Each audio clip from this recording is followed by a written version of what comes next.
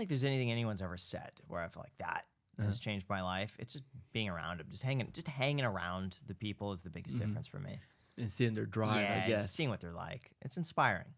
I like Hormozi would say that you can be an impatient person, but if you like notice yourself waiting in a line and you're getting angry, but you practice patience, in that moment, you're patient. Like you have become a patient person despite what you're coded as. You're coded as an impatient person. So like you can do anything despite how you feel about that thing. You could feel lazy, but then go and make your bed, clean up your room a little bit, and then all of a sudden you're not lazy. Like you could feel a certain way and create a dissonance between that and your actual actions. Which I thought that was really interesting. I mean, I reference a lot of stuff in the podcast. Honestly, I'm dissimilar to Graham in that way. Like every podcast, I'm trying to take away like some tidbits, and I practice that stuff quite often. But yeah, man. And how is Alex Hormozi? He seems brilliant. Honestly, just the way he verbalizes and articulates very well. He's a great marketer. Yeah, he is. Phenomenal marketer. Like He's here in Vegas. He has found how he wants to present himself. And I mean, that's how he is also the honest truth. But like he has found this thing and he leans into it and it's great. Yeah, he's great with branding too because he's very recognizable. And like, Alex Hormozi, you could envision him with like the nose thing on and like the beard and the muscles and the hair. It's like he's very memorable. Yeah. He's really blown up in the last couple of years. So someone starting with 0 followers, no one knows who they are, no personal brand. How do you recommend them get guests? Because I know right now you guys have built up a brand, personal brand. So the easiest way to get guests is start with people that would agree to come on your podcast, and you could just do a really good job with them. Like there are a lot of people who have 0 name, but they're accomplished, and they just have never done a podcast before, but they have a cool story, or maybe they're just like a charismatic person. Have them on, because no one is going to them saying like, hey, come on the podcast. It could be, real estate investors. It could be someone who owns like a garbage company and they make like $100,000 a month. It doesn't matter. Wow. Have someone cool come on who's not getting pitched. And when you start doing a really good job at doing those, people could see that I want to go on that too. They just see the quality. Like Ennis is actually a good example. Like he was doing these home tours and going in open houses filming. And then he started doing private tours, but his private tours, like he would just call agents and say, hey, you have a unique house, can I just go and film it? But he would do such an incredible job filming the house that people would see that and say, wow, I want him to film mine. So when you do such a good job at your podcast, like such a good job, just higher quality people will want to come on because they see it. Listen, you say you guys personally listen to your podcast as soon as it's done, right? Or when it's edited, you listen to the whole thing. Like I reviewed Sunday's podcast late last night. Wow. And I just 2x speed it, watch the whole thing through, and anytime I get bored or I find my mind wandering, I just put a note for our editor Mikey and I say, hey, take that out. Yeah, this is a little boring here. Can we condense it? But yeah, I try to watch all the way through. And there are parts where I'm like, hey, this should be earlier. Jack asked this question. I don't like it. I don't like this answer. Remove that.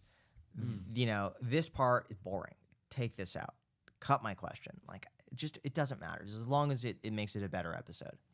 Okay, and then how do you recommend people find a really, really good editor for any type for your head video, or do you do those yourself? I right? do those myself, and then I have someone do like little bits after. Yeah. I would say recommendations. You just gotta find people that are in the industry, ask them who they recommend, and then just like start talking to people. It's like finding a good agent, or a good contractor. It's like you got to start with ideally people that you know and you can trust, and then see who they recommend. Aside from that, honestly, the untapped method be go on Reels and then find really well edited Instagram Reels. And a lot of the times there are these pages called like, let's just say, Motivation Success Beast.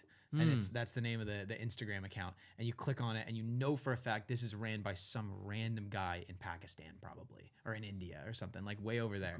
And you're like, okay, they edit really well. They're trying to grow this Instagram account. There are so many of them. You just DM them, hey, how much to edit a long form video? Usually they do shorts, but if they know how to edit a short, they probably know how to edit a long form video. The only thing is there's going to be a bit of a language barrier, so they may not understand like the full context of everything, but you could still get decent quality like edits mainly for short form, but at least like point you in the right direction for more cheap kind of and effective editing. That's a great idea. I'm going to do that today. So that's a pretty good idea, actually.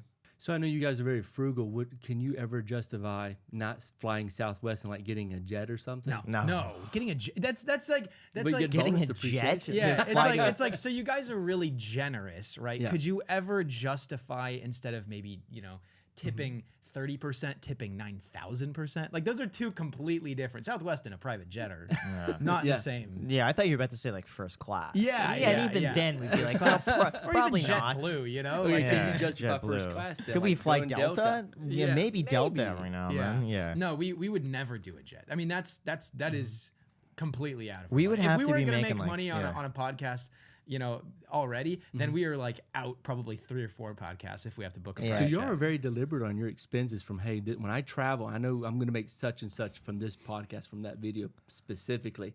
So I'm going to make sure I stay underneath we that don't amount. quite think that. It's just we don't need crazy nice flights. Like every now and then, if there's like an overnight, like a red eye or like a really long flight and the upgrade to get like a slightly bigger seat is like $100, like we'll do that. But we don't need...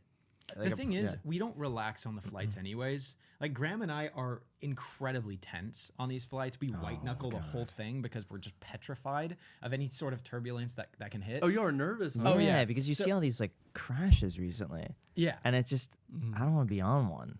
So it's not going to be comfortable regardless for us. And on top of that, like we're researching, reading, upon our guests and stuff like that. So we're not like lounging. It's always just like, shoulders up. So you aren't taking a nap and got the little... No, we're working. No. Have you ever flown to Europe or anything? Yeah. And how was that flight? Did y'all do economy there too? I did premium economy. Okay. Which is like first class domestic. Yeah. So for me, that was totally fine. But you didn't do Delta or what is it, Delta One, where it like no, down and stuff. Okay. When did you start flying first class? I started flying first class maybe 5 years ago. And how did you justify it? I said, I'm getting older.